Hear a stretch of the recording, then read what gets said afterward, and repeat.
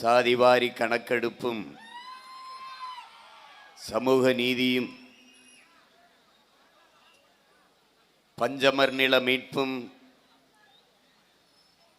தேவேந்திரகுல வேளாளர் எங்களை பட்டியலிலிருந்து நீக்க வேண்டும் என்கிற கோரிக்கையை முன்வைத்து வரலாற்று பெருமைகள் பல நிறைந்த உளுந்தூர்பேட்டை மண்ணிலே நடந்து கொண்டிருக்கிற எழுச்சி மிகுந்த இந்த பொதுக்கூட்டத்திலே உணர்வு எழுச்சியோடு இன உணர்வும் மான உணர்வும் கொண்டு கலந்து கொண்டிருக்கிற என் உயிரோடும் உணர்வோடும் கலந்து வாழுகின்ற என் அன்பு சொந்தங்கள் அனைவருக்கும் வணக்கம்.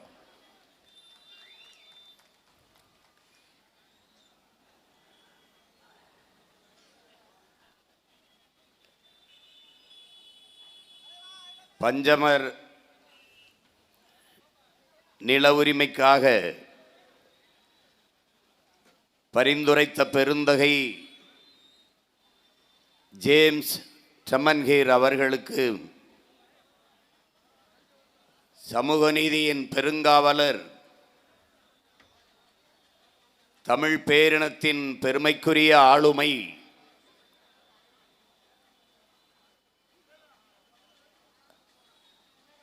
போற்றுதற்கும் வணக்கத்திற்கும் உரிய பெருந்தகை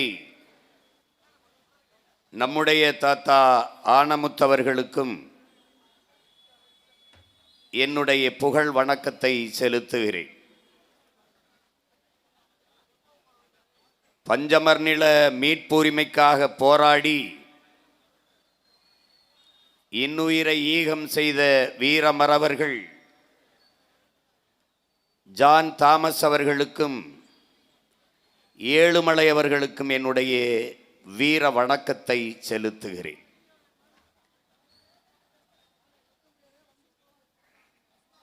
இங்கே பேசிய நமது உடன்பிறந்தார்கள், தங்கைகள், தம்பிகள் எல்லோரும் எதற்காக சாதிவாரி கணக்கெடுப்பு, ஏன் பட்டியல் பிரிவிலிருந்து வெளியேற்றம், எதற்காக பஞ்சமர் நில மீட்பு என்பதையெல்லாம் வலியுறுத்தி தெளிவாக விளக்கி பேசினார்கள். பேரன்புமிக்க என் பெற்றோர்களே, நான் பெரிதும் நம்பிக்கை கொண்டு நேசித்து நிற்கிற என் உயிருக்கினிய தங்கைகளே, தம்பிகளே, இந்த நாட்டில் பல்வேறு பாகுபாடுகளுக்கும் கொடுமைகளுக்கும் காரணமாக இருப்பது சாதிதான்.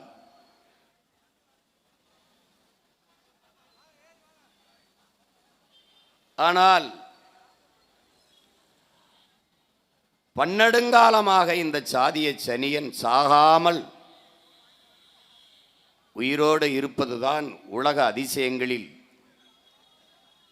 மிக முதன்மையானதாகும், மிக பெரிய அதிசயமாகவும் இருக்கிறது.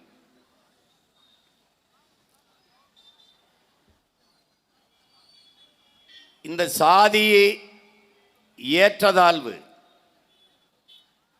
இந்த பிறப்பின் அடிப்படையில் இருக்கிற உயர்ந்தவன் தாழ்ந்தவன் என்ற பாகுபாடு, பேதங்கள், இவற்றை துடைத்தெறிய வேண்டும் என்கிற நோக்கோடு போராடுவது தாழ்த்தப்பட்ட என் ஆதி தமிழ் சொந்தங்களை தவிர இந்த நிலத்தில் வேறு எவரும் இல்லை என்பது வெட்கக்கேடானது, அவமானகரமானது. இதை ஒழிக்க வேண்டும், துடைத்தெறிய வேண்டும் என்கிற துடிப்பு இங்கு எவருக்கும் இருந்ததாக தெரியவில்லை. என்னரும் தமிழ் சொந்தங்களே, சாதிய ஏற்றத்தாழ்வுகளை வைத்துக்கொண்டு சமூக மேம்பாடு, முன்னேற்றம் என்று பேசுவதெல்லாம் மலக்குழியின் மேலே போடுகிற மல்லிகை பந்தலுக்கு சமமானது. சாக்கடை குழியின் மேலே போடுகிற சந்தன பந்தலுக்கு சமமானது என்கிறார் புரட்சியாளர் அண்ணல் அம்பேத்கர் அவர்கள்.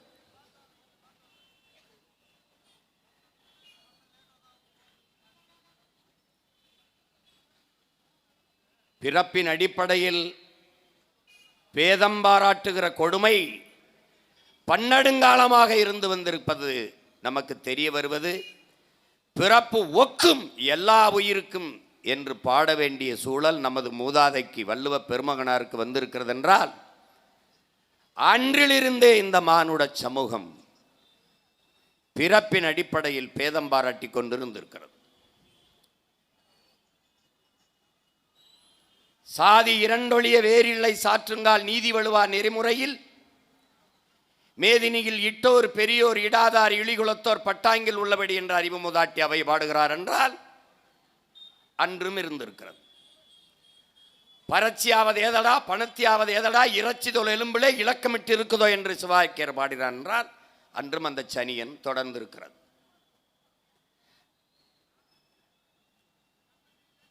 சாதிகள் இல்லையடி பாப்பா குலத்தாழ்ச்சி உயர்ச்சி சொல்லல் பாவம் நீதி உயர்ந்த மதி கல்வி அன்பு நிறைய உடையோர் மேலோர் என்று பெரும்பாவளன் பாட்டன் பாரதி பாடுகிறான் என்றால் அதுவரை நீண்டிருக்கிறது.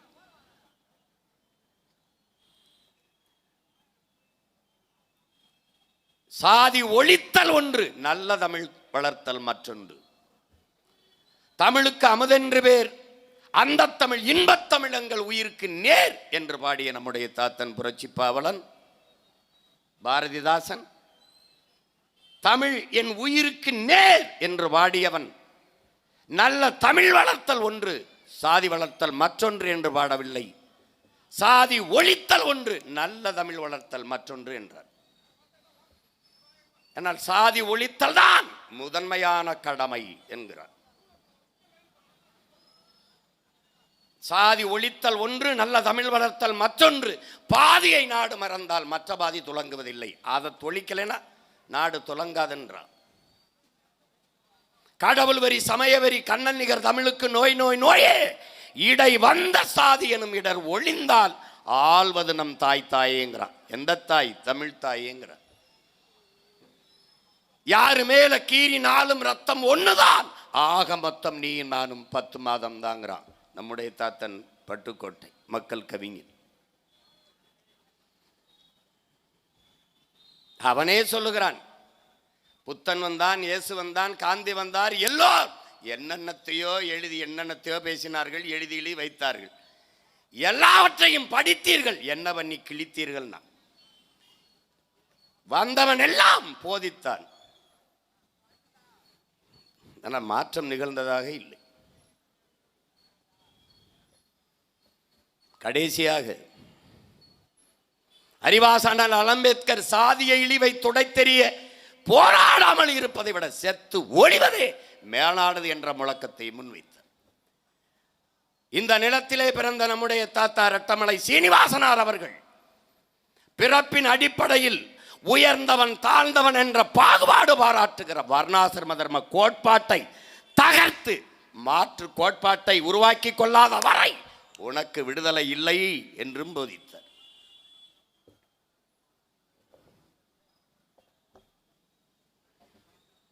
ஒரு நோய், ஒரு மனநோய். சாதி என்பது மனநோய். தனக்கு கீழே ஒருவன் இருக்கிறான், அவன் மேலே ஏறி நாம் இருக்கிறோம் என்பது திமிர். அதில் ஒரு மகிழ்ச்சி அவனுக்கு, அதில் ஒரு பெருமை. ஆனால் பன்னெடுங்காலமாக ஒருவன் மேலே ஏறி நின்று கொண்டு இறங்க மறுக்கிறான். யார்? இவனுக்கு மேலே ஒருவன் தோல் மேலே ஏறி இருக்கிறான், நான் உயர்ந்தவன் என்று. அவனை இறங்கு என்று சொல்கிற இவன் தான் இவன் தோளில் இருந்து இறங்க மறுக்கிறான். இதுதான் கொடுமை.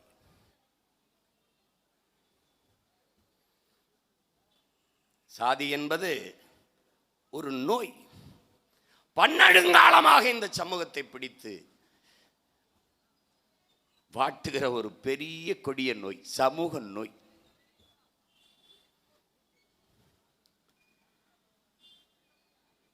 எத்தனை பேர் சாடினார்கள், பாடினார்கள், ஆனாலும் இந்த சனியனை ஒழித்தபாடு இல்லை.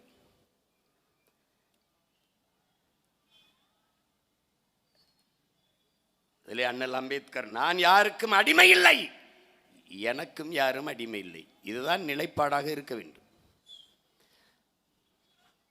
நான் உயர்ந்த சாதி என்று கருதி கொள்கிற பெருமக்களே, உங்களுக்கு கீழே யாரும் தாழ்ந்த சாதி இல்லை என்று எண்ணிக்கொண்டீர்களானால் ஒரு பிரச்சனையும் இல்லை. இதுதான் நிலைப்பாடாக இருக்க வேண்டும். நான் உயர்ந்தவன், சரி, அதுபோல அவனும் உயர்ந்தவன், அவ்வளவுதான்.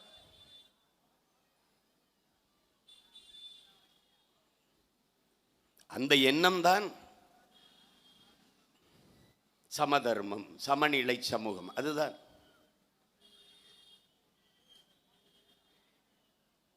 இங்கே ஆவணப்படத்திலே காட்டிய போது பஞ்சமர் நிலம், பஞ்சமி நிலம், அது ஏன் தேவைப்படுகிறது?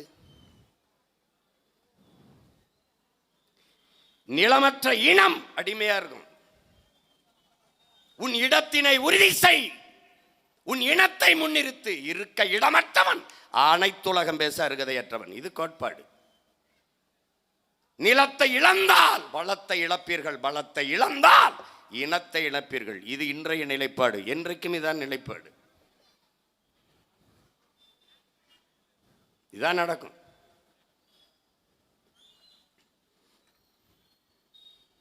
ஆதி தமிழ் குடிகளை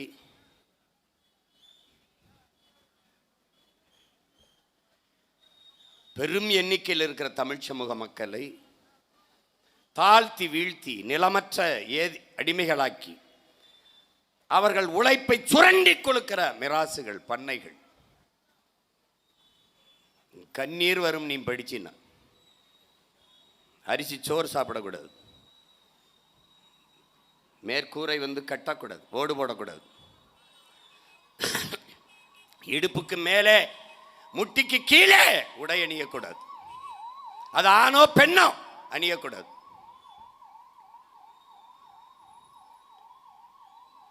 எப்படி இருக்கும் பாரு. அவன் கிணறு வெட்டி தண்ணி எடுக்கக்கூடாது. ஊரணியில் தான் ஊரணி வற்றி போனால் கிணற்றிலே எடுப்பார்கள் உயர் சாதிக்காரர்கள். எடுக்கும் போது எவருக்காவது ஒருவருக்கு இரக்க குணமோ கருணையோ வந்தால் அவர் மோந்து அவர் தண்ணீரை இறைத்து ஊத்தினால் உண்டு, இல்லை என்றால் இல்லை. வெள்ளி தங்க நகைகளை அணியவே கூடாது. பழைய இரும்பு இது மாதிரி தான். மண்பானையில் மட்டும்தான் சமைக்கணும், மண்பானையை மட்டும்தான் பயன்படுத்தணும். அலுமினியமோ பித்தளையோ பாத்திரங்களையோ பயன்படுத்தக்கூடாது.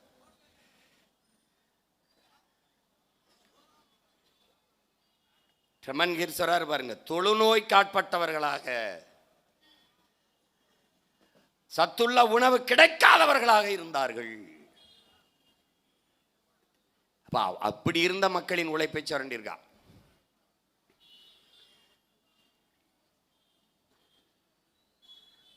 அப்ப நிலமற்ற போது அடுத்த ஆண்டைகளினுடைய பண்ணைகளுடைய மிராசுகளுடைய நிலத்தில் போய் உழைக்க வேண்டியது இருக்கு. அவன் உழைப்பை சுரண்டிக்கிட்டே இருக்கான். அப்போ வருவாய் இல்லை. அப்போ அவன்கிட்ட தான் கடன் வாங்க வேண்டியிருக்கு.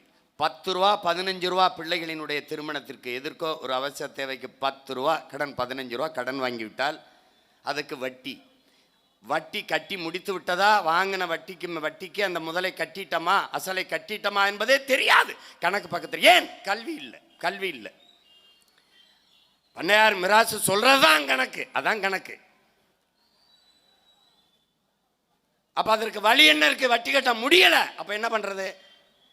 உழைப்புக்கு மீறி தன்னை பண்டபாத்திரத்தை, தங்கத்தை, வெள்ளியை அடமான வைப்பது போல மனித அடிமானை படியாட்களாக சொல்றாரு. ரமன்கீரே சொல்றாரு, மனித அடமானமாக வைத்து. அப்பா உடல் சொந்துருச்சுன்னா மகனும் அடமானம், அவன்னா அவன் பேரனும் அடமானம். பரம்பரையாக இப்ப அடிமையாக இருந்து நாம் உழைத்தோம். நம்முடைய உழைப்பை ஆண்டைகள் சுரண்டி கொளுத்தார். இது ரொம்ப காலம் இல்லை, 1891 வரை ரமன்கீர் வந்துதான் இதே செங்கல்பட்டு மாவட்டத்திலே உத்தரமேரூரில் தான்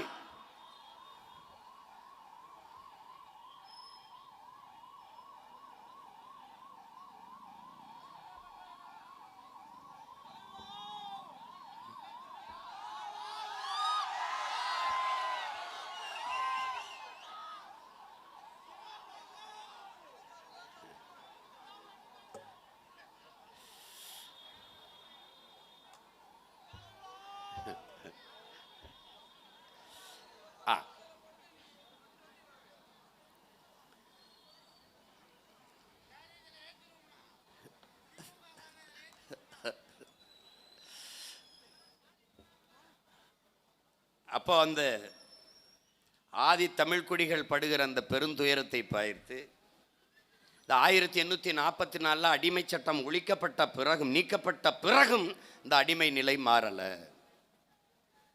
அப்போ 28 ரூபா 4 காசு ஒருத்தர் கடன் வாங்குறாரு. அந்த கடனுக்கு காலம்புற அவர் குடும்பமாக உழைக்குது. வட்டி வட்டி மேலே வட்டி இப்படி கட்டி கட்டி அடிமையாகுது.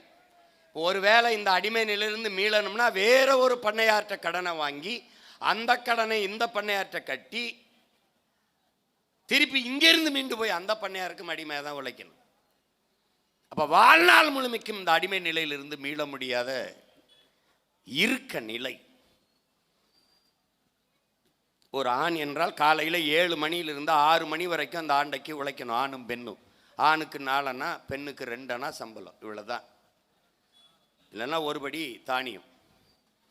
இப்படி மனித உழைப்பை சுரண்டி அடிமைகளாக வைத்து உழைக்க வைத்து அவர்கள் செல்வத்தை பெருக்கி நம்மளை வறுமையில் வாழ வைத்த அந்த கொடுமை சூழலை பார்த்து கல்வி கிடையாது, பிள்ளைகள் படிக்கக்கூடாது. அவர்கள் பிள்ளைகள் பண்ணையார்களுடைய ஆடு மாடுகளை தான் மேய்க்க வேண்டும். இதில் குத்தகைக்கு எடுத்து நிலம் விவசாயம் பண்ணுவதோ வாரத்திற்கு எடுத்து நிலம் விவசாயம் பண்ணுவதோ செய்யக்கூடாது. ஒருவேளை கொஞ்சம் நிலம் வைத்திருந்து விவசாயம் செய்தால் செய்ய நீ முற்பட்டால் அவன் தண்ணீர் தட மாட்டான். ஏன்னா தண்ணீர் அவன்கிட்ட தான் இருந்துச்சு. அப்போ வழி இல்லாமல் அந்த நிலத்தையும் ஆண்டைக்கே விற்க வேண்டிய நிலைமை இருந்தது. அப்ப தாழ்த்தப்பட்ட ஆதி தமிழ் குடிகள் இந்த மக்களினுடைய சமூகம், பொருளாதாரம், இந்த கல்வி, இதற்கெல்லாம் கலாச்சாரம், இதற்கெல்லாம் மேம்பாட்டிற்கு இதற்கெல்லாம் இருக்கிற ஒரே வழி பொருளாதார வளர்ச்சி தான். இதற்கு ஒரே வழி அதுதான், பொருளாதார மேம்பாடு. அதற்கு இருக்கிற ஒரே வழி நிலம்தான். அன்னைக்கு அதுதான் பெரிய பொருளாதாரத்துக்கு பெரிய அடிப்படை இருக்கு. அப்ப அந்த நிலம்தான், அந்த நிலத்தை அந்த மக்களுக்கு கிடைக்கும்படி செய்வதுதான் இதற்கு ஒரே வழி என்று உணர்ந்து அறிந்து போற்றுதற்குரிய வணக்கத்திற்குரிய பெருந்தகை இந்த ஜேம்ஸ் ட்ரெமன்ஹீர் நம்மளை அடிமைப்படுத்தி ஆள வந்தவனுக்கு இருக்கிற அந்த ஒரு கருணை கூட இரக்கம் கூட இந்த நாட்டில், சொந்த நாட்டில் வாழ்ந்த பண்ணையார்களுக்கு இல்லைங்கிறதான் பெரிய கொடுமை. அவர் போய் பரிந்துரைக்கிறார். அப்போ அந்த சட்டம் வருது. இது ஆவணப்படத்திலே நீங்கள் பார்த்தீர்கள். 12,63,011 ஏக்கர் இன்னைக்கு நம்ம மக்களுக்கு. அந்த நிலம் மட்டும் இருந்திருந்தால் தாழ்த்தப்பட்டவன் என்ற சொல் இந்த நிலத்திலே இருந்திருக்கிறது.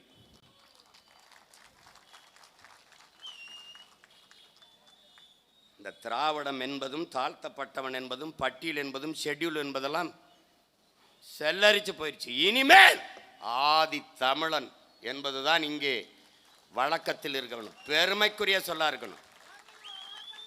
ஆதி தமிழன் விடுதலை இல்லாது நீதி தமிழன் விடுதலை வெல்லாது என்ற முழக்கத்தை இந்த பிள்ளைகள் முன்வைக்க காரணம், அது இல்லைனா தமிழ் தேசிய விடுதலை என்பதே பொய், சாத்தியம் இல்லை. ஆதி தமிழன் விடுதலை அடையாது, மேம்பாடை அடையாது, உயர்வடையாது. தமிழ் சமூகம் எப்படி விடுதலை அடையும், மேம்படும், உயர்வடையும்?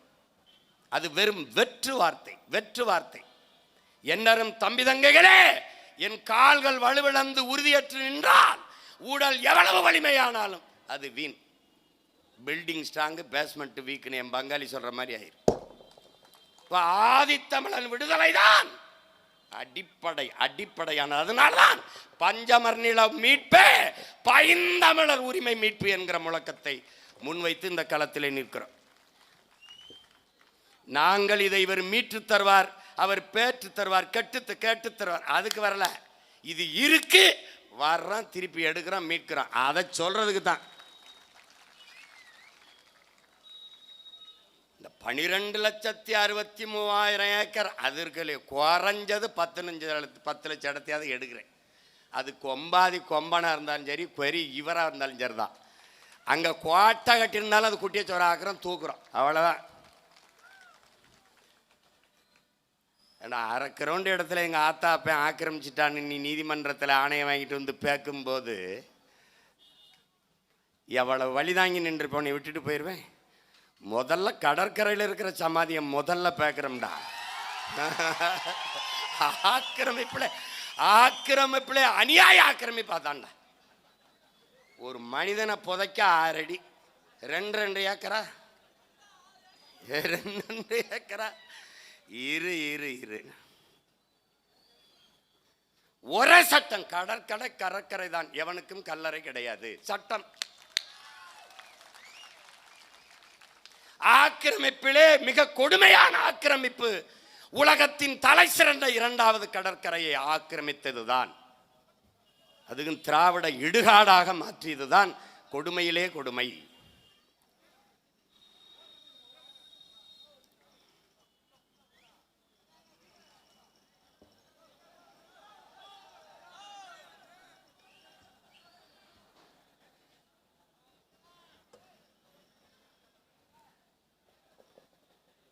பஞ்சமர் நில மீட்பு என்பது பைந்தமிழர் உரிமை மீட்பு என்பதை எண்ணரும் தம்பி தங்கைகள் நினைவில் வைத்துக் கொள்ள வேண்டும். நம் கடமையின் முதன்மையான கடமை என்பதை புரிந்து கொள்ள வேண்டும். இந்த நிலத்தை மீட்காதவன், இந்த உரிமையை மீட்காதவன் எந்த நிலத்தை மீட்பாய்? எந்த விடுதலையை பெறுவாய்? எந்த உரிமையை பெறுவாய்?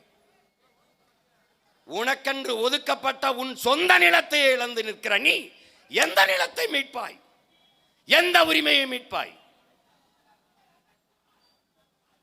எந்த உரிமையை மீட்பாய்?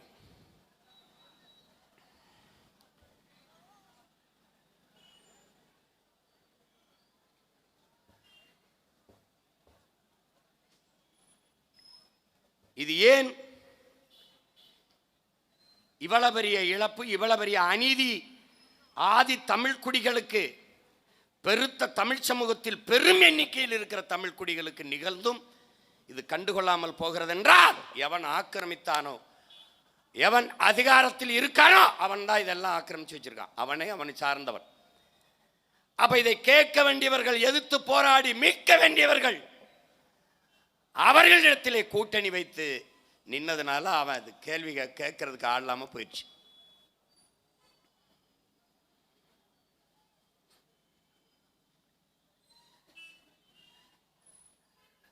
அதனால என் அருமை தம்பி தங்கள் நினைவைத்துக் கொள்ளணும். என் தம்பி தபு சங்கர் தான் எழுதுவான், திருடனையும் திராவிடனையும் பார்த்தால் முதலில் திராவிடனை அடி.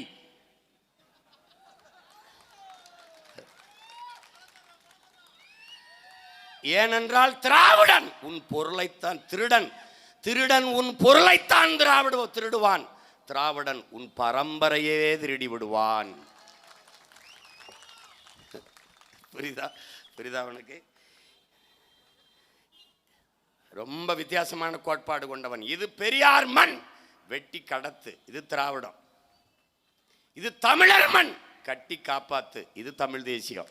புரியுதா அவனுக்கு? 2 கோட்பாடு.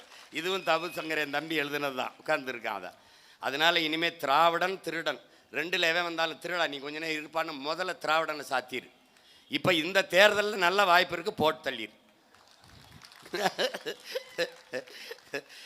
புரியுதா அவங்களுக்கு? திராவிடனை முதல் அடி, திருடனை அப்புறம் அடி.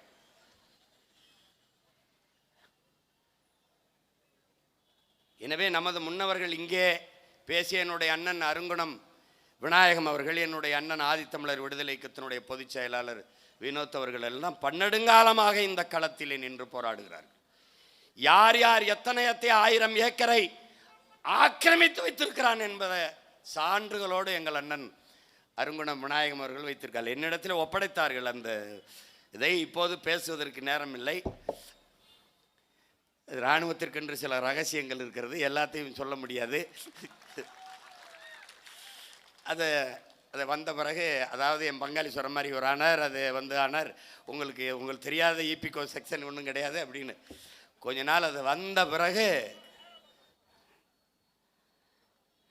நம்முடைய வேலையை செய்து. அதனால் பஞ்சமர் நில மீட்புக்காக போராடி உயிரை நீத்த ஜான் தாமஸ், நம்முடைய ஏழுமலை, அந்த வீரர்களினுடைய ஈகம் வீண் போயிடக்கூடாது, அவர்கள் சிந்திய ரத்தம் பயனற்றதாகிடக்கூடாது. இந்த மக்களின் வாழ்வு மேம்பட வேண்டும், ஆதி தமிழ் பிள்ளைகள் கல்வி அறிவு பெற்று மேம்பட வேண்டும், அவர்களுக்கு என்று கனவு கண்ட அந்த ஜேம்ஸ் ட்ரெமன்ஹீரனுடைய கனவு வீணாகிவிடக்கூடாது என்பதை அறிவார்ந்த தமிழ் சமூக தம்பி தங்கைகள் கவனத்தில் கொள்ள வேண்டும். நம்முடைய கடமையில் மிக முதன்மையான கடமை, நமக்கு சொந்தமான நிலத்தை, நமக்கு உரிய நிலத்தை நாம் இழந்திருக்கிறோம். அதை மீட்பது நமது கடமையில் மிக முதன்மையான கடமை என்பதை நீங்கள் மனதில் பதிய வைத்துக் கொள்ள வேண்டும். தேவேந்திரகுல மக்களை பட்டியலிலிருந்து வெளியேற்றுங்கள், தேவேந்திரகுல வேளாளர் எங்களை பட்டியலிலிருந்து வெளியேற்றுங்கள் என்ற கோரிக்கை என்பது நீண்ட காலமாக இந்த நிலத்திலே முன்வைத்து போராடப்படுகிறது. மக்களின் மன உணர்வில் இருந்துதான் நாங்கள் மக்களிடமிருந்து மக்களுக்காக வந்த தமிழ் தேசிய பிள்ளைகள் நாடெங்கிலும் இந்த கருத்தை வலியுறுத்தி கூட்டங்களும் போராட்டங்களும் செய்து வருகிறோம். முதலில் பள்ளர்கள் என்று குறிப்பிடுவதை மிக்க எங்களை தேவேந்திரகுல வேளாளர் என்று அழைக்க வேண்டும் என்ற போராட்டத்தை முன்னெடுத்தவனும் இந்த மகன்தான். போராடியது நான், வாக்கை அறுவடை செய்தது பாரதிய ஜனதா. நீங்கள் தேவேந்திரர், நான் நரேந்திரன் என்று பேசி வாக்கை அறுவடை செய்து கொண்டு போய்விட்டார்கள்.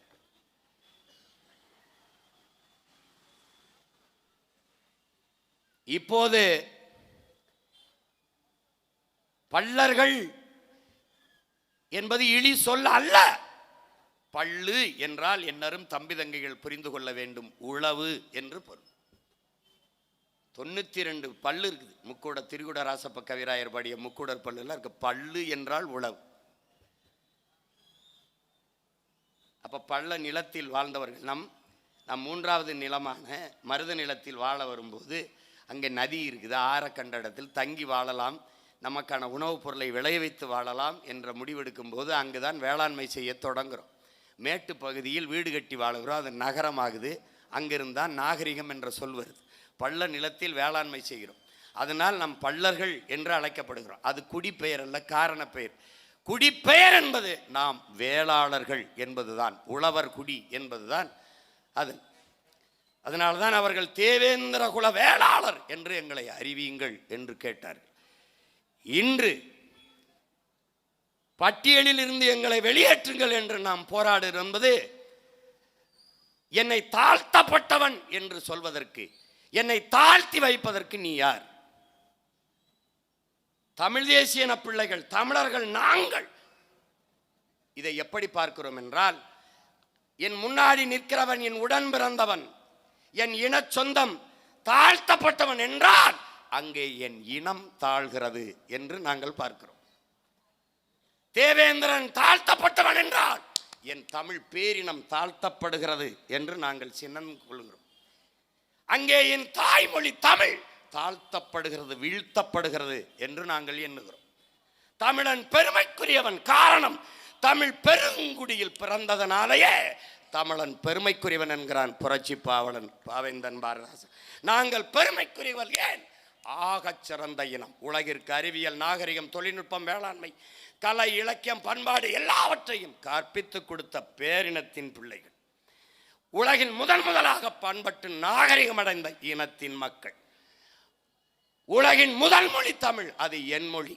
உலகில் எல்லா மொழியும் மனிதனால் பேசப்பட்டது, என் மொழி தமிழ் இறைவனால் பேசப்பட்டது. மணிநெற்றி உமிழ் செங்கன் தளல்புரை சுடர் கடவுள் தந்த தமிழ்ங்கிறான். சிவபெருமானே பேசிய தமிழ்றான், முருகனின் தமிழ்றான். என் மூதாதைகள், என் ஈரை, என் கடவுள் பேசிய மொழி தமிழ். உலக மொழிகளின் தாய் தமிழ். அந்த தமிழின் பேரன்பு மிக்க தாய் தமிழ். அவன் மகளில் ஒருவன் தாழ்ந்தவன் என்றால் என் இனம் தாழுது, என் தமிழ் தாழுதுரா. அதை மான தமிழச்சி மாறிலே பால் குடித்த எந்த மகனும் ஏற்க மாட்டான், எந்த மகனும் ஏற்கல. அதனால் எதிர்க்கிறேன். பட்டியலிருந்து தூக்குடா, என்னைய தூக்குடா, வெள்ளிடுறா, வெள்ளிடுறா. தேவேந்திரன் என்னைய பட்டியலிருந்து வெளியிடு. உனக்கான அந்த எஸ்சி, அந்த சலுகை வேண்டாம். எனக்கு வேண்டியது உரிமை. இந்த நிலத்தில் இது நாடு, என் நாடு. என் நாட்டில் எனக்கு வேண்டியது சலுகை அல்ல, எனக்கு வேண்டியது உரிமை. என் உரிமை என்ன? என் இடஒதுக்கீடு என்ன? என் இடஒதுக்கீடு என்ன? என்னது? அதை எஸ்சியில் வச்சு கொடுக்காத, பிசிலையோ எம்பிசிலையோ வச்சு கொடுத்துரு, அவ்வளோதானே. பேக்வேர்டு, மோஸ்ட் பேக்வேர்டு அதை வச்சு கொடுறா. இங்கே என்ன கொடுக்குறியோ அதை அங்கே வச்சு கொடுறா. ஏய், இங்கே உட்காந்து சாப்பிட்ற சோற அங்கே உட்காந்து போடுறா, அவ்வளோதானடா. இடஒதுக்கீடு கொடுக்குறவன் நீ யாரா? நாயே, நீ உட்கார்ந்துருக்கடமே நான் போட்ட பிச்சடா, நான் போட்ட பிச்சடா. என் ஆத்தால் அப்பனு இங்கே கூடியிருக்கிற என் ரத்த சொந்தங்கள், என் மாமச்சனன், சித்தப்பன், பெரியப்ப, என் தாத்தன், பாட்டன், என் பரம்பரை போட்ட பிச்சடா. நீ இருக்கிற நாற்காலி, நீ இருக்க இடம், நீ யாரா எனக்கு இடம் தர்றதுக்கு? இது ஏன் இடம்டா, இது ஏன் இடம், இது ஏன் இடம்? அதனாலதான் எடு, பட்டியலிருந்து தூக்குங்கிறோம். பட்டியல அடைத்து வைக்க நாம் ஆடல்ல, மானத்தமிழ் மகன், மானத்தமிழ் மக்கள். அடைத்து வைக்க நாங்க ஆடல்ல, ஆண்ட பரம்பரை, பெருமை மிக்க பேரினத்தின் மக்கள். அதனால பட்டியலிருந்து தூக்குங்கிறோம். இவன் தூக்க மாட்டான், தூக்க மாட்டான். அவனுக்கு ஒரு சுகம் இருக்குல்ல, என்னையை தாழ்த்தவனை வச்சுக்கணும், என்ன எது வச்சுக்கணும். பறையன் என்பது ஒரு இழி சொல்லுன்ட்டு. டே, உலகத்துக்கு பொதுமறை தந்த வள்ளுவ பெருமகனாரு பறையன் தாண்டா. அந்த திமிர்ல தெரியணும்டா நீ. ஆதி சிவனே பறையந்தாங்கிற திமிர் உனக்கு வரணும். அது சுடுகாட்டு மடையினை மண்டை ஓட்டை மாலையா அணிந்தவனை, சுடுகாட்டு சாம்பலை உடலெல்லாம் பூசிக்கொண்டிருக்கிற அந்த புலையனை நான் அதற்கு அவிப்பாவம் தருவதான் பேசுறான் பாரு, தாச்சானே சொல்லாம் பாரு. சிவனே பறையந்தானடா, இல்லைன்னு மறுப்பியா நீ? படைத்தலை நீ வச்சுக்கிட்டா, காத்தலை அவனுக்கு வச்சுட்டா, எரித்தலை அழித்தலை மட்டும் எனக்கு கொடுத்த. உங்களை அழிக்காம நான் போவேனாடா? போவேன் நீ? அவன் சொன்னா தலையில் பிறந்தோம் நாங்கள் சிந்திக்க வசதியாக இருக்குன்னு, நாங்கள் காலில் பிறந்தோம் அதனால உங்களை மிதிக்க வசதியாக இருக்கு. எப்படி எப்படி ஒரு சேட்டைக்காரன் சிவகங்கையிலிருந்து கிளம்பி வருவான்னு நீ நினைக்கல, அப்படிதானே தம்பி? உயிருக்கு பயந்து ஓடி ஒழிகிற கோழை கூட்டத்திலிருந்து வந்ததில்லை. உயிரே போனாலும் உரிமை போகக்கூடாதுன்னு போர்க்களத்தில் மாண்ட மறவர் கூட்டத்திலிருந்து இந்த கூட்டம் வந்திருக்குங்கிறத கவனத்தில் வச்சுக்க. 10 ரூபா காசு கொடுக்காம, குவார்டர் கொடுக்காம இப்படி கூடி நிற்கிற கூட்டத்தை காட்டுறா, ஒருத்தனுக்கு காட்டுறான். அதுவும் தலைப்பை பாரு, சாதி வாரி கணக்கெடுப்பு, சமூக நீதி, பஞ்சமர் நீளம். ஒரு வர மாட்டான், இதை ரொம்ப போர் அடிப்பாங்க. அந்த காலத்து வயலும் வாழ்வு மாதிரிம்மா உட்கார்ந்துருப்பான். நான் என்ன பேசுறேனோ அந்த கருத்தை உள்வாங்கி கைதட்டுவான், அறுப்பறிப்பான். பேசிக்கிட்டு இருக்கும்போது ஹுய்யோ ஹுய்யோ ஹுய்யோன்னு ஊழையிடுற கூட்டம் கிடையாது இது. அதனாலதான் என்ன சொல்றான், இது தத்துவ கூட்டம், தற்குறி கூட்டம் அல்லங்கிற.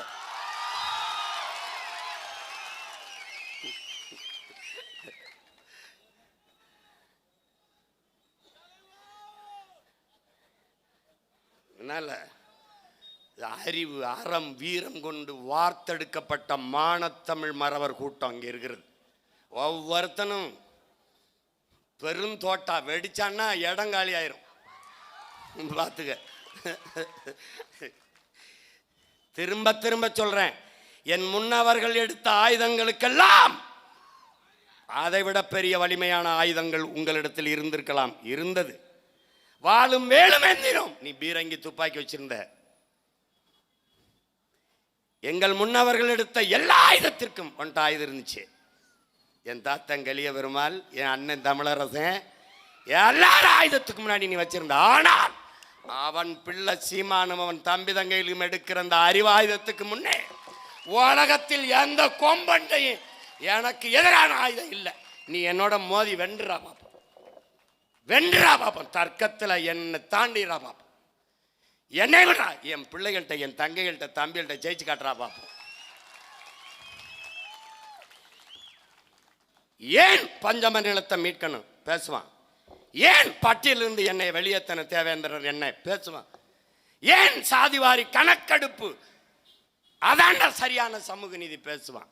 ஏன் படிப்பிக்கிறவன் அப்படி, என்னைய படிப்பிச்சவன் அப்படி.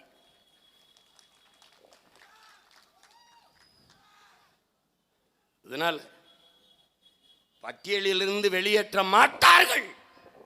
ஆனால் என் அரும் மக்களுக்கு பிரபாகரன் மகன் சத்தியம் செய்வேன், வருவேன், நீக்குவேன். நாங்கள் வெல்வோம், வந்து பஞ்சமர் நிலத்தை மீட்போம். ஏன்? நாங்கள் என் மக்களின் குறை கேட்க வந்தவர்கள் அல்ல, குறை தீர்க்க வந்தவர்கள். நாங்கள் நினைக்க பிறந்தவர்கள் அல்ல, நிரூபிக்க பிறந்தவர்கள். உங்கள் பிள்ளைகள் எங்களை எங்கள் கனவு வழி நடத்துகிறது, அவர்களை களவு வழி நடத்துகிறது. திருட்டு அவர்களுக்கு திசை காட்டுகிறது. அதான் இங்க இருக்கு சிக்கல்.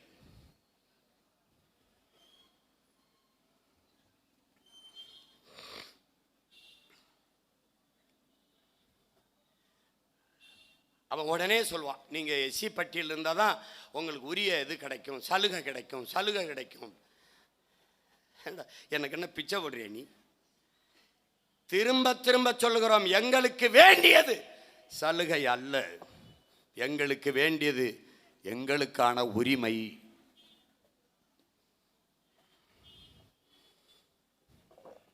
இப்ப சாதி வாரி கணக்கெடுப்பு, தம்பி துரை சொன்னது போல, சாதி வேண்டாம்ங்கிறாரு, சாதி பார்த்து பழக மாட்டோம், சாதி பார்ப்பவர்களோடு பழகவே மாட்டோம் என்று சொல்றாரு. சாதிக்கு கொலை செய்யாதே, சாதியை கொலை செய் என்று சொல்லுகிறார். சாதிக்கு இரத்த வரி உண்டு, என் ரத்தத்திற்கு சாதி வரி இல்லை என்று சொல்லுகிறார். சாதி பார்த்து நீ போடுகிற ஓட்டு எனக்கு தீட்டு என்கிறார். ஆனால் சாதி வாரி கணக்கெடுப்பு எடுக்க சொல்கிறார். என் அருமை உடன் பிறந்தார்களே, பேரன்பு கொண்டு நான் நேசிக்கிற என்னரும் பெற்றோர்களே, சாதியை ஒழிப்பிற்கும் சாதி வாரி கணக்கெடுப்புக்கும் இருக்கிற உயிர் தொடர்பை நீங்கள் புரிந்து கொள்ள வேண்டும். இங்கே நத்தைக்கு எதற்கு கூட அவசியப்படுகிறது? புழுவுக்கு எதுக்கு கொடுக்கு தேவைப்படுகிறது? தேளுக்கு எதுக்கு கொடுக்கு தேவைப்படுகிறது? பாதுகாப்பிற்கு.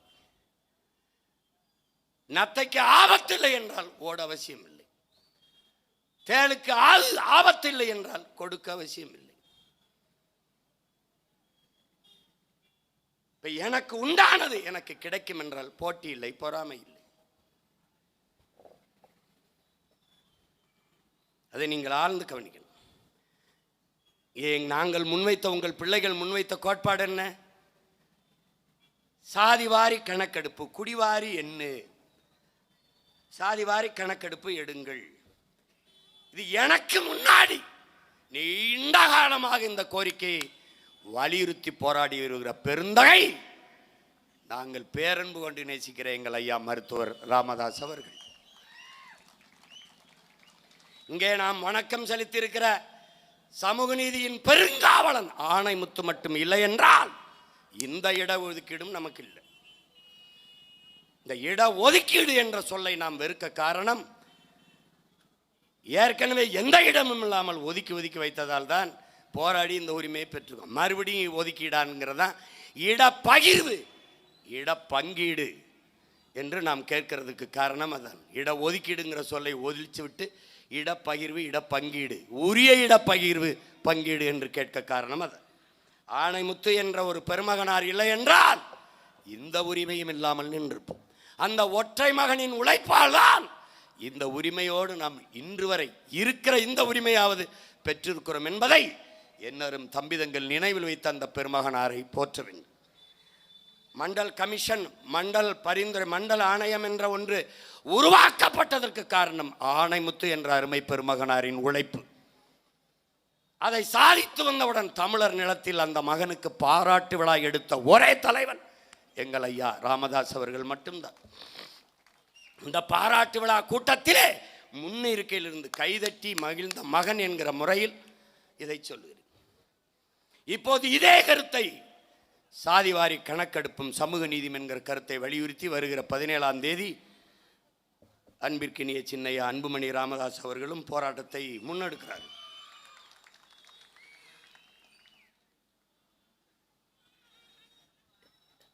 ஆனால் எவன் உரிமைக்காக நிற்பான்? எவன் மண்ணை மக்களை பேரன்பு கொண்டு காதலிக்கிறானோ அவன்தான் உரிமைக்காக நிற்பான்.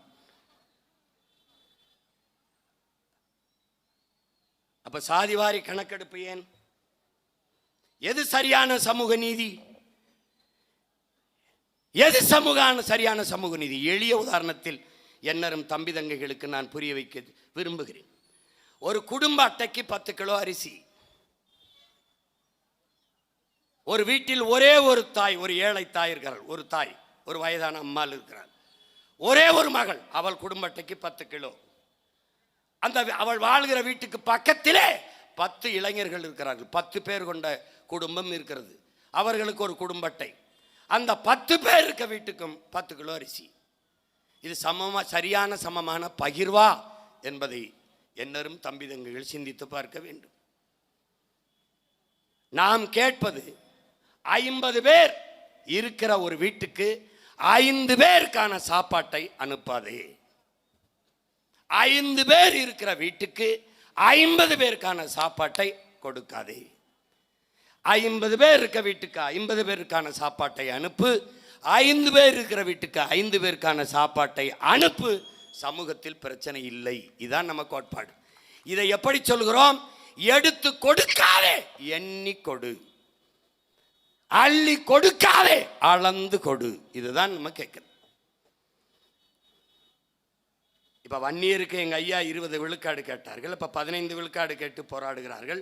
10.5 கொடு. 10.5 வேண்டாம், எண்ணீரு. இதை நான் சொல்லலை, எங்கள் ஐயாவே சொல்றாரு. எண்ணீரு. என்ன நாய்? வன்னியர் 2 கோடியா? எவ்வளவு வருது? 15 வருதா? கொடுத்து. ஐயா நீங்க சொல்ற அளவுக்கு இல்லையா, 8 விழுக்காடு தான் வருது என்றால் 8 விழுக்காட்டை கொடு, எதிர்க்காமல் ஏற்போம். இதுதான் எங்க கோட்பாடு, நிலைப்பாடு. புரியுதுன்னு நினைக்கிறேன். அவரவருக்கு உண்டானதை அவரவர் எண்ணிக்கைக்கு ஏற்ப பகிர்ந்து கொடு. இதுதான் நியாயமான சமூக நீதி. இல்லை என்றால் அது அநீதி என்பதுதான் நாங்கள் முன்வைக்கிற வாதம், தர்க்கம். எனக்கு உண்டானது எனக்கே, என் தம்பிக்கு உண்டானது அவனுக்கே, என் தங்கைக்கு உண்டானது அவனுக்கு, என் பெரியப்பன் சித்தப்பனுக்கு உண்டானது அவனுக்கு என்றால் எங்களுக்குள் போட்டி இல்லை, பொறாமை இல்லை, மோதல் இல்லை, சண்டை இல்லை, ஒன்றாயிரும். இதுதான் பிரச்சனை. ஆனால் அது ஆகிவிடக்கூடாது என்பதற்காக இவன் சாதிவாரி கணக்கெடுப்பை எடுக்க மறுக்கிறார். இதில் என்ன பிரச்சனை சொல்லு? 10 நாளில் 5 கோடி பேருக்கு எஸ்ஐஆர் ஃபார்ம், அந்த சிறப்பு வாக்காளர் திருத்தத்தை, அந்த வடிவத்தை கொடுத்து விட முடியும் என்றால், 10 நாளில் கொடுக்க முடியும் என்றால் 10 மாசத்தில் எடுக்க முடியாதா? சாதி வாரி கணக்கெடுப்பு எடுக்க முடியாதா? எடுக்க முடியும். ஏன் எடுக்க மாட்டான்? எடுத்தால் எத்தனை ஆண்டுகளா என் உரிமையை நீ பறிச்சு தின்றுக்காங்கிறது வெளிப்பட்டு போயிடும். அதனால நீ பயப்படுற. ஐயா எம்ஜிஆர் எடுக்கல, சட்டநாதன், அம்பாசங்கர் அறிக்கையெல்லாம் ஏன் குப்பையில் போட்டாங்க? எடுக்கல. எம்ஜிஆர் எடுக்க மாட்டார். எடுத்தால் அவருடைய சாதி மேனன் எவ்வளவு? ஒரு வார்டு கவுன்சிலராக கூட ஐயா வென்றிருக்க முடியாது. ஆனால் தொடர்ந்து 13 ஆண்டுகள் ஆட்சியில் இருந்துட்டாங்க. அம்மையார் ஜெயலலிதா அவர்கள் எடுக்க மாட்டார்கள். எடுத்தால் அவர்கள் எவ்வளவுன்னு தெரிஞ்சிடும். ஐயா கருணாநிதி அவர்கள், ஐயா ஸ்டாலின் அவர்கள் எடுக்க மாட்டார்கள். எடுத்தால் அவர்கள் எவ்வளவுன்னு தெரிஞ்சிடும். விளங்குதா? புரியுதுன்னு நினைக்கிறேன். 14 விழுக்காடு, 14 விழுக்காடு, 14 விழுக்காடு கவுண்டர், 14 விழுக்காடு, 16 விழுக்காடு பறையர், 18 விழுக்காடு வன்னியர், 14 விழுக்காடு முக்குளத்தோர், கள்ளர், மறவர், அகமுடையர். இந்த எண்ணிக்கையில் இருப்பவனுக்கு உரிய பிரதிநிதித்துவம் எங்க என்ற கேள்வி வந்துடும். விளங்கிருச்சுன்னு நினைக்கிறேன். அப்ப அதனால இவர்கள் எடுக்க மறுக்கிறார்கள். ஆனால் இந்திய நிலப்பரப்பிலே, இந்திய துணைக்கண்டத்திலே சமூக நீதி என்ற வார்த்தையை அதிகம் உச்சரிப்பவர்கள் திராவிடர்கள், திராவிட ஆட்சியாளர்கள். ஆனால் இந்த சமூக நீதி என்ற வார்த்தையை உச்சரிக்காத பீகார் எடுக்கிறது, தெலுங்கானா எடுக்கிறது, கர்நாடகா எடுக்கிறது, அதெல்லாம் எடுக்கிறது. இவர்கள் கூட்டணி வச்ச கட்சி, இவர்கள் கூட்டணி வைத்திருக்கிறார்கள். காங்கிரஸ் இவர்கள் வைத்திருக்கிறார்கள். அந்த காங்கிரஸ் சீதாராமையா 10 நாள் பள்ளிக்கூடத்தை விடுமுறை விட்டு சாதிவாரி கணக்கெடுப்பு எடுத்துக்கிட்டு வா. உடனே இவர்கள் கூட்டணி வைத்திருக்கிறார் காங்கிரஸ். ரேவந்த் ரெட்டி தெலுங்கானாவின் முதல்வர், அவர் சாதிவாரி கணக்கெடுப்பு எடுக்கிறார். நிதிஷ்குமார் சாதிவாரி கணக்கெடுப்பு எடுத்து அறிவிக்கிறார். ஏன் அங்கு ராமசாமிங்கிற ஐயா பிறக்கல? அங்க சமூக நீதிங்கிற வெற்றி சொல் கூச்சல் அங்க இல்லை. அவன் உண்மையிலேயே அந்த மண்ணை மக்களை நேசிக்கிறான். அந்த நிலம் சார்ந்தவன், அந்த இனம் சார்ந்தவன் அதிகாரத்தில் இருக்கிறான். அவனுக்கு எல்லாவற்றையும் விட அவன் மண்ணின் மக்களின் நலன், அவருடைய கல்வி, அவருடைய அரசியல் அதிகாரம், பொருளாதார வளர்ச்சி, இதுவெல்லாம் அவனுக்கு முதன்மையானதாக இருக்கிறது. இந்த சாதிவாரி கணக்கெடுப்பு என் அரும் தம்பி தங்கைகள் புரிஞ்சுக்கணும். இந்த இடஒதுக்கீடு, இடப்பகிர்வு முறை, இந்த இடப்பங்கீட்டு முறை ஏன் வந்தது? ஏன் வந்தது? நான் கல்வி மறுக்கப்பட்ட சமூகத்தில் இருக்கேன். பல நூறாண்டுகளாக கல்வி மறுக்கப்பட்ட பிள்ளைகளாக நாம் இருந்தோம். உரிமை மறுக்கப்பட்ட சமூகமாக இருந்தோம். எதன் பொருட்டு? சாதியின் பொருட்டு. எந்த சாதியின் பொருட்டு எனக்கு கல்வி, அரசியல் அதிகாரம் மறுக்கப்பட்டதோ அதே சாதியின் பொருட்டு அந்த கல்வி அதிகாரம், அரசியல் அதிகாரம் எல்லாம் சரியான முறையில் பகிர்ந்தளிக்கப்பட வேண்டும் என்று போராடி பெற்ற உரிமைதான் இந்த வகுப்பு வாரி பிரதிநிதித்துவம், இந்த இடப்பகிர்வு என்பதை என்னரும் தம்பி தங்குகள் புரிந்து கொள்ளணும். இப்ப இவர்கள் பொருளாதார அடிப்படையில் பின்தங்கியவர்கள், எக்கனாமிக்கலி பேக்வேர்ட். நாம் சோசியலி எக்கனாமிக்கலி பேக்வேர்ட். நம்ம பொருளாதார அடிப்படையில் பின்தங்கியவர்களுக்கு இடஒதுக்கீடு என்ற பேச்சே இல்லை. அதற்காக கொண்டு வரப்பட்டதே இல்லை. அதை என் தம்பி தங்கிகள் புரிஞ்சுக்கணும். இந்த தெருவில் நீனும் நானும் நடக்கக்கூடாது என்பது, இந்த குளத்தில் குளிக்கக்கூடாது என்பது, இந்த கோயிலுக்குள் வரக்கூடாது என்பது நாம் ஏழை என்பதற்காக இல்லை. என் உடன் பிறந்தவனே, நாம் தாழ்த்தப்பட்டவர்கள், தீண்டத்தகாதவர்கள், இழிமக்கள் என்பதாலே புறக்கணிக்கப்பட்டோம், நிராகரிக்கப்பட்டோம். நாம் இதை படிக்கக்கூடாது, பள்ளிக்கூடத்துக்குள்ளே வரக்கூடாது என்று தடுக்கப்பட்டது நாம் ஏழை என்பதற்காக அல்ல, நாம் தாழ்த்தப்பட்டவர்கள், இழிமக்கள் என்பதற்காகவே. நான் இன்று ஏழை,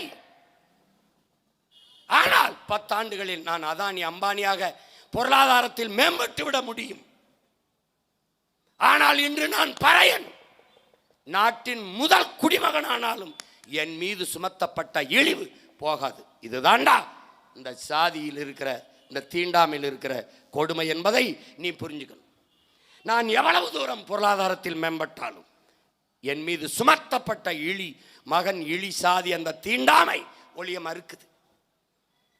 ஆனால் ஏழை பணக்காரன் ஆகிற முடியும். ஆனால் தாழ்ந்த சாதி என்று இவன் கட்டமைத்த நான் எவ்வளவு மேம்பட்டாலும் உயர்ந்த சாதியை, உயர்ந்த மதிப்பிற்குரியவனாக மாற முடியவில்லை. அதாங்க இருக்க சிக்கல். இந்த நாட்டின் முதல் குடிமகன் ராம்நாத் கோயிலுக்குள்ள நுழைய முடியல. அந்த இடத்திலே மரத்து நிழல்ல யாகம் வளர்த்து சாமி கும்பிட்டு போனார்.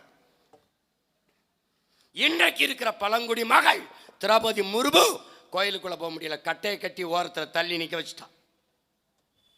இப்ப நாட்டின் முதல் குடிமகனாக, பிரசிடென்ட் ஆஃப் இந்தியாவானாக வந்தாலும் என் மீது சுமத்தப்பட்ட இழிவு துடைக்கப்படவில்லை. நீ படம் இருக்கேன் உடன் பிறந்தானே, என்னரும் தங்கைகளே தட்டி பாருங்கள். ஐயா மோடி அவர்களும் அத்வானி அவர்களும் நாற்காலியில் அமர்ந்திருக்கும் போது நாட்டின் முதல் குடிமகள் திரௌபதி முர்மு என்கிற பெண்மகள் கைகட்டி நின்று கொண்டிருக்கிற காட்சி இருக்கிறது. பாரத மாதா கைகட்டி நின்று கொண்டிருக்கிறார். எந்திரிக்கும் போது இவர்கள் பாரத மாதாக்கு ஜே என்பார்கள். அந்த மாதா தான் அங்கே நின்று கொண்டிருந்தார். இதை ஒழிக்க வழி சமூக நீதி. சமூக நீதியின் சரியான பகிர்வு, உரிய பகிர்வு.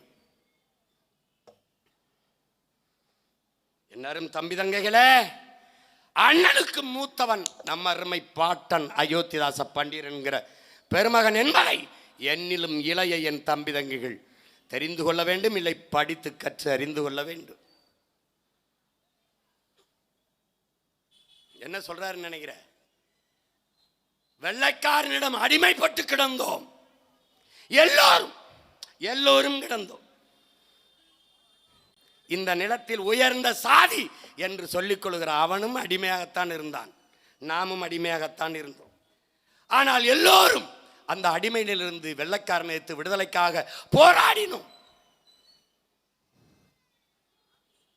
அடிமையாக இருக்கிற இவன், அடிமையிலிருந்து விடுதலைக்காக போராடிய இவன் நம்மை அடிமைப்படுத்தி வைத்திருந்தான். அடிமைக்கே ஒரு அடிமை தேவைப்பட்டது, அது நாம இருந்தோம் என்கிறார். நல்ல கவனத்தில் வச்சுக்கணும் தம்பி. எப்படி இருக்கு? இவனே ஒரு அடிமை, அந்த அடிமையிலிருந்து விடுதலை பெற அங்கு போராடி கொண்டே நம்மை அடிமைப்படுத்தி வைத்திருந்தான். இதுதான்டா வரலாற்றில் மிகப்பெரிய கொடுமை என்று சொல்றார். இந்த நிலம் எல்லா வளங்களையும் வைத்திருந்து வறுமையில் இருக்க காரணமே இந்த சாதிய ஏற்றத்தாழ்வு, சகிக்க முடியாத இந்த படிநிலை தாண்டாங்கிறார். விளங்குதா? எதையோ வெட்டினான்டா, மரத்து வேறையெல்லாம் வெட்டினான். சனி இந்த சாதியின் வேற வெட்ட மறந்துட்டான்டா, வெட்ட மறுக்கிறான்டாங்கிறாப்ல. அதனாலதான் இந்தியா எந்த காலத்திலையும் வளரல. இவ்வளவு வளங்கள் இருந்தும் வறுமையில் இருக்க காரணம் இதுதான். 28 விழுக்காட்டு மக்கள் இரவு உணவு இல்லாமல் தூங்க போக காரணம் இதுதான். பட்டினில் போ நாட்டில் இது முன்னாடி இருக்க காரணம் இதுதான். அமெரிக்க பொருளாதார மேதை சொல்றான், இந்தியா ஒருபோதும் வல்லாதிக்கம் ஆகாது. காரணம், சாதி மதங்களாக அவர்கள் பிளந்து பிரிந்து கிடக்கிற வரை அவர்கள் வளர மாட்டார்கள், வல்லாதிக்கமாக மாட்டார்கள். ஏன்? இந்து எழுந்தால் இஸ்லாம் அழுத்துவான், இஸ்லாம் எழுந்தால் இந்து அழுத்துவான், கிறிஸ்தவன் எழுந்தால் இருவரும் அழுத்துவார்கள், பறையர் எழுந்தால் படையாச்சி அழுத்துவான், படையாச்சி எழுந்தால் பறையன் தாழ்த்துவான், தேவர் எழுந்தால் தேவேந்திரன் அழுத்துவான், தேவேந்திரன் எழுந்தால் நாடார் அழுத்துவான். ஒருவன் தலையை ஒருவன் அழுத்தி கொண்டே இருந்தால் எவன் எழுவான், எவன் நிமிர்வான்? இதாண்டா கேள்வி. இதாங்க இருக்கிற நிலைமைய புரிஞ்சுக்க. அப்ப ஒரே வழி, சாதிய மதத்தை கால் தேஞ்ச செருப்பாக தூக்கி வீசிவிட்டு நாங்கள் தமிழர்கள் என்ற தலை நிமிர்வு ஒன்றுதான் உன்னை உயர்த்தும், நிமிர்த்தும். எவ்வளவு வழியோட பதிவு செய்றார் பார் தாத்தா. அதனால என்ன சொல்றாரு? இட ஒதுக்கீடு, இந்த சம உரிமை, அதையெல்லாம் அவர் ஏற்கல. உரிய உரிமை அந்த வார்த்தையை வைக்கிறார். நல்லா கவனிச்சுக்கணும். இதே தான் அண்ணல் அம்பேத்கரும் வலியுறுத்துறார். உரிய உரிமையை கொடுக்கணும். சம உரிமைங்கிறது என்ன? பன்னெடுங்காலமா நீ மாளிகையில் இருக்க, நான் கீழே மண்குடிசையில் இருக்கேன், 2 பேருக்கு சம உரிமை என்பதை எப்படி ஏற்பது? அதனால என்ன? எனக்கு உரிய உரிமை, நீண்ட காலமாக நிராகரிக்கப்பட்ட உரிமையை எனக்கு கொடு, சேர்த்து கொடு. அதனால உரிய உரிமையை தான். இதை நல்லா விளங்கணும். உங்களுக்கு புரியும்படி அண்ணன் சொல்றேன். தம்பி, சரக்கு மற்றும் சேவை வரி கட்டுவோம் என் தங்கைகளே. சரக்கு மற்றும் சேவை வரி 100 நாள் வேலைக்கு போகிற நம்ம அம்மா அரிசிக்கும் பருப்புக்கும் எண்ணெய்க்கும் உப்புக்கும் ஊறுகாய்க்கும் என்ன வரி கற்றாலோ அதைத்தான் அதானி பொண்டாட்டியும் அம்பானி பொண்டாட்டியும் கட்டுகிறார்கள். இங்கே நீ கவனிக்க வேண்டியது, வரி ஒன்றாக இருக்கு, வாழ்க்கை தரம் ஒன்றாக இருக்கா? இதான் நீ எழுப்பணும். அப்ப என்னது? சம உரிமை, சம பகிர்வு என்பது பயனற்றது. உரிய உரிமை, உரிய பங்கீடு. பன்னெடுங்காலமாக கல்வி மறுக்கப்பட்ட சமூகத்தில் இருந்து வந்தவன் நான். இந்த தலைமுறையில் தான் பள்ளிக்கூடத்தின் கதவிலே வாசல்லே கால் வைக்கிறேன். பல 100 ஆண்டுகளாக படித்து வருகிற நீ, நான் சிற்றூரில் இருக்கிறேன்.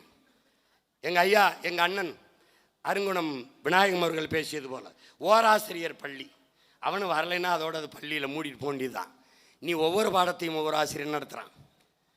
உனக்கு பாடம் சரியாகலைன்னா சிறப்பு பயிற்சி டியூஷன் வச்சு கற்றுக்கிற. எனக்கு இதுக்கு காசு கட்டவே காசு இல்லை, புத்தகம் வாங்கவே காசு இல்லை, துணி வாங்கி கட்டிக்கிறவே காசு இல்லை. நான் சிற்றூரில் இருக்கவேன். காலையில் களை எடுக்க போகணும், மாட்டுக்கு புல் பிடிங்க போடணும், தண்ணி வைக்கணும், தவிடு வைக்கணும். எனக்கு மின்சாரம் இல்லை, சிமிழி விளக்கு. மின்சாரம் இருந்தால் 2 மணி நேரம் தான் வரும், டப்புன்னு துண்டிச்சிடும். அப்புறம் மெழுகுவர்த்தி வளத்தில் படிக்கணும். உனக்கு இல்லை, நீ யூபிஎஸ் வச்சுருப்பா, மின் ஊக்கி வச்சுருப்ப, படிப்ப. அப்போ 2 பேருடைய பாட முறை ஒன்றாக இருக்கு. அது சமச்சீரா இல்லை. இந்த கல்வி முறை சமச்சீர் பாடத்திட்டமா இருக்கு, கல்வி முறை சமச்சீரா இல்லை. உனக்கு கழிவறை இருக்கு, கரும்பலகை இருக்கு, அப்படி இல்லை. எங்களுக்கு அந்த வசதியெல்லாம் இல்லை. அப்ப பொதுத்திறன் போட்டியில 2 பேரும் ஒன்னா மோதணும்னா இது உரிய பயிர்வா இல்லை.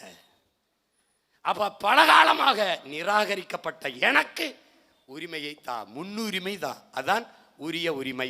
விளங்கிருச்சுன்னு நினைக்கிறேன்.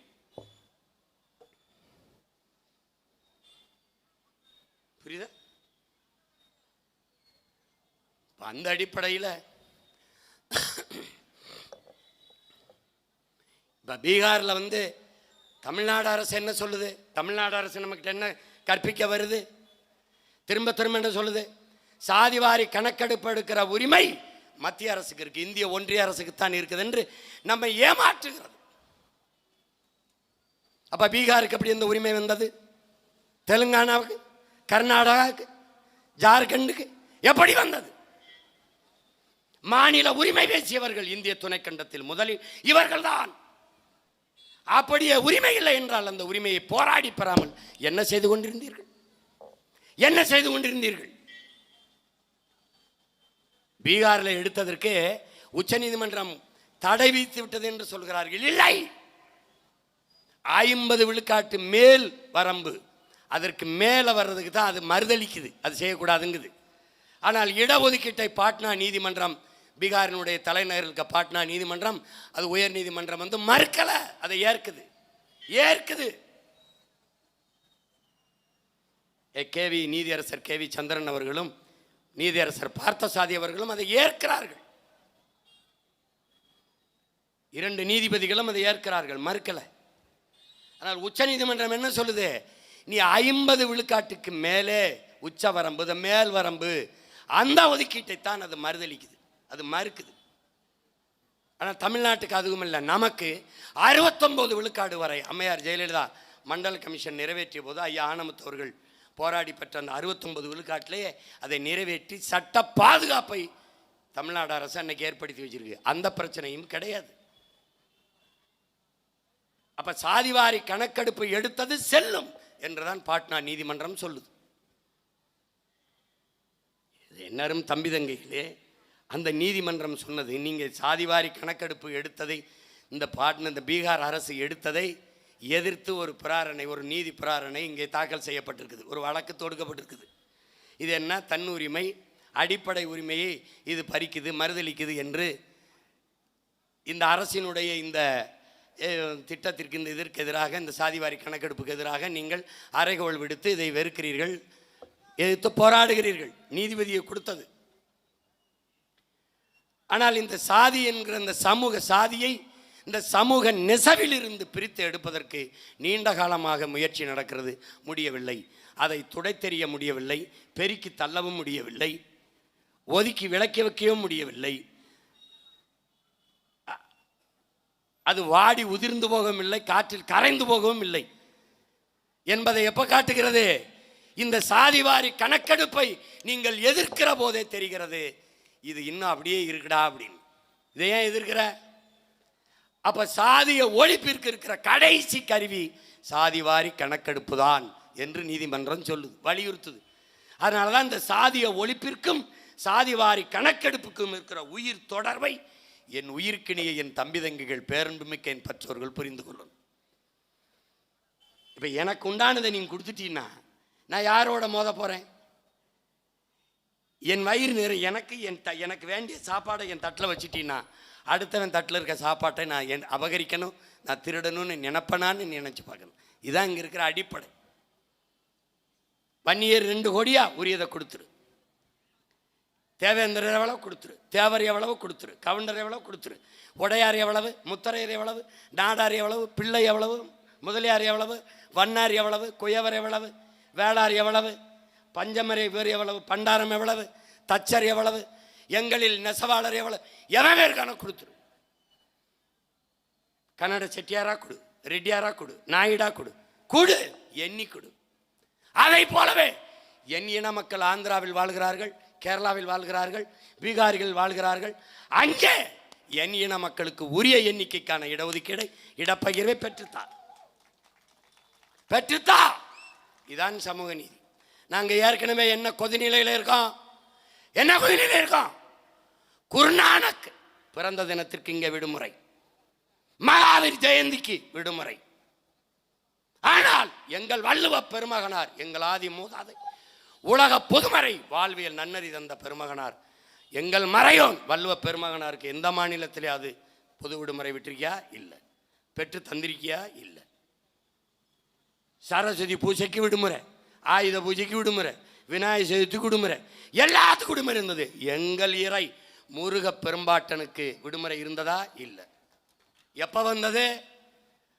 அந்த திருமுக பெருமானின் பேரன் சீமான் வந்து போராடி, அது ஒரு தமிழன் எடப்பாடி பழனிசாமி முதலமைச்சராக இருக்கும்போது வலியுறுத்தி அதை பெற்றுக் கொடுக்க வேண்டிய நிலைமை இருக்கு. புரிஞ்சிருச்சா? நீ எந்த அளவுக்கு இருக்க? எஸ்டின்னு ஒன்று இருக்கு, ஷெட்யூல் ட்ரைப்ஸ். ஆதி குடி உன் குடி குறக்குடி.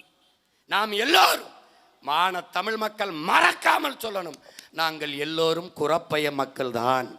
குறவர் குடியில் இருந்துதான் இத்தனை குடி. அந்த குறவர் குடி ஷெட்யூல் ட்ரைப்ஸ், குறவர் இருளர் எவனுக்காது இன்னைக்கு வரைக்கும் காட்டு நாயக்கர் அந்த சாதி சான்றிதழ் வாங்க முடியல. குறவர்களுக்கு சாதி சான்றிதழ் இல்லை. உங்கள் மகன் சீமான் வந்து இதே திருவண்ணாமலையில் போராடி 3000 குறவர் பிள்ளைகளுக்கு சாதி சான்றிதழ் வாங்கி கொடுக்குற நிலைமையில் இருந்தால், இந்த திராவிட நிலைநாட்டிய புடுங்கின சமூக நீதி என்னன்னு நீ பார்த்துக்க. ஒன்றும் கிடையாது. குடும்ப அட்டைக்கு 10 கிலோ அரிசி, முதல்ல அட்டை வேணும்ல. அட்டையே இல்லை எனக்கு, அப்புறம் எப்படி போய் நான் அதை வாங்குறது? எப்படி வாங்குறது? இதுதான் இங்கே இருக்கிற சிக்கல். அதனால தான் நீ சாதி வாரி எங்களுக்கு கணக்கெடுத்துடு. எங்கள் ஐயா கேட்குறாரா 15 விழுக்காடு கொடுக்காத எண்ணீர், உடனடியாக எண்ணீர் 18 வருதா கொடு, இல்லை 10 வருதா கொடு, இல்லை 21 வருதா கொடு. எவனாவது எதிர்த்தா கேளு, கேளு. கவுண்டரை என்ன கவுண்டர் எவ்வளவு என்ன 1.5 கோடி வருது, உரியதை கொடு. குடா, என் அண்ணனுக்கு தண்டை கொடுக்குற, என் சித்தப்பனுக்கு தண்டை கொடுக்குற, என் மாமனுக்கு தான் கொடுக்குற, கொடு. தேவரா என்ன கல்லர் எவ்வளவு, மரவர் எவ்வளவு, அகமுடையர் தனித்தனியா எண்ணிடு. நீ என்ன பண்ற? கல்லருக்கு ஒரு அமைச்சர், மரவருக்கு ஒரு அமைச்சர், அகமுடையருக்கு அமைச்சர், 3ல் ஒரு மிச்சரை கட்டி அனுப்பிடுற. ஆனால் நீ எப்படி? அப்பா முதலமைச்சர், மகன் துணை முதலமைச்சர், ஒரே வீட்டுக்குள் நாட்டில் உயர்ந்த பதவி 2. நான் 2 கோடி எண்ணிக்கையில், எனக்கு 3. எப்படி எப்படி? சனாதனம் என்பது என்ன? இந்த சாதியில் இந்த குடியில் பிறந்ததனாலேயே எனக்கு உயர்ந்த பதவி கிடைத்துவிடும் என்ற நிலை இருக்குமானால் அதான்டா சனாதனம். அதுதான் கொடிய சனாதனம். அப்ப சனாதன ஒழிப்பு என்பது நாட்டில் முதலில் இல்லை, இவர்கள் வீட்டில் ஒழிப்பிலிருந்து தொடங்கணும். அதை புரிஞ்சுக்கணும். இன்னரும் தமிழ் பிள்ளைகள் நமக்கு திட்டமிட்டு மொழி இனப்பற்றுங்கிற தேன் ஊற்றப்படாமல் சாதி மதப்பற்று என்கிற நஞ்சு ஊட்டப்பட்டிருக்கு. அதனால இவ்வளவு பின்னடைவு. சாதி மதம் என்கிற இந்த நஞ்சு ஊட்டப்பட்டதால் அந்த மயக்கத்திலே நாம் இருக்கோம். இதான் இங்கே இருக்க சிக்கல். இதிலிருந்து வெளியில் வரணும். இல்லைன்னா என்ன ஆகும்? திருப்பரங்குன்றத்தில் அது முருகன் கோயில், இங்கே ராமராஜ்யம் ரூம்னா இப்படி என்ன வேலை பார்க்குற? உன்னுடைய நோக்கம் என்ன? இந்திய பெருநில முழுமைக்கும் ஒரு மதம் சார்ந்தவன் வாழுகிற நாடாக உருவாக்கணும்னு நினைக்கிறார். பிரபாகரன் பிள்ளைகள் தமிழ் தேசிய பிள்ளைகள், பேரன்பு கொண்ட தமிழ் தாயின் பிள்ளைகள். நாங்கள் நினைக்கிறோம் இது மனிதர்கள் வாழுகிற நாடாக இருக்கணும்னு நினைக்கிறோம். ஒரு மதம் சார்ந்தவன், ஒரு சாதி சார்ந்தவன் வாழுகிற நாடா இருக்கணும்னு நினைக்கல. இருக்கக்கூடாது. மானுட நேயம் கொண்ட மனிதர்கள் வாழ்கிற நாடாக இருக்கணும்னு நினைக்கிறோம். இதான் 2 பேருக்கு இருக்கிற கோட்பாட்டு முரண். அதனாலே என்னரும் தம்பி தங்கிகள் உயிர்க்கினிய உடன் பிறந்தார்கள். இது ஒரு தொடக்க நிலை கோரிக்கை தான். நாம் இந்த கருத்தை வலியுறுத்துகிறோம். தேர்தல் களத்திலையும் இதை வலியுறுத்துவோம்.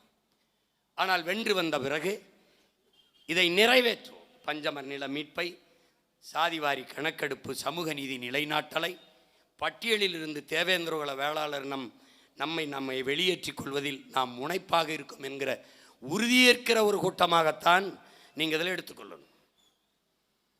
அதனால் நாங்கள் வன்னியர் எவ்வளவு எண்ணு, நாங்கள் முத்தரையர் எவ்வளவு, உடையார் எவ்வளவு, கவுண்டர் எவ்வளவு எண்ணு, எங்கள் குடிகளின் எண்ணிக்கைக்கேற்ப உரிய பகிர்வை தான். இதான் நாம் வைக்கிற கோரிக்கை. அதை நீ செய்ய மாட்டாய், நாங்கள் செய்யாமல் விட மாட்டோம். இதுதான் நாம் ஏற்கிற இந்த உறுதி. அந்த இடப்பகிர்வுக்காக போராடிய பெருமக்கள், பஞ்சமர் நில உரிமைக்காக போராடிய பெருமக்கள், போராடி கொண்டிருக்கிற என்னுடைய அண்ணன் அருங்குணம் விநாயகம் போன்ற பெருமக்கள், இன்னும் பேரன்புமிக்க எனது உடன் பிறந்தார்கள். பஞ்சமர் நிலம் ஆதி தமிழர்களின் பாதுகாப்பு அரண் என்று அதை பெற்றுக் கொடுத்த ஜேம்ஸ் ட்ரெமன்ஹீர் என்கிற பெருந்தகை எல்லோருக்கும் என் வணக்கத்தை செலுத்தி, உங்கள் எல்லோருக்கும் என் அன்பையும் வணக்கத்தையும் சொல்லி, புரட்சி எப்போதும் வெல்லும், நம் வெற்றி அதை சொல்லும், நம் இலக்கு ஒன்றுதான், இனத்தின் விடுதலை, இனம் ஒன்றாவோம், இலக்கை வென்றாவோம், தமிழ் தாய் வாழ்க, தலைவர் பிரபாகரன் வாழ்க, நாம் தமிழர்.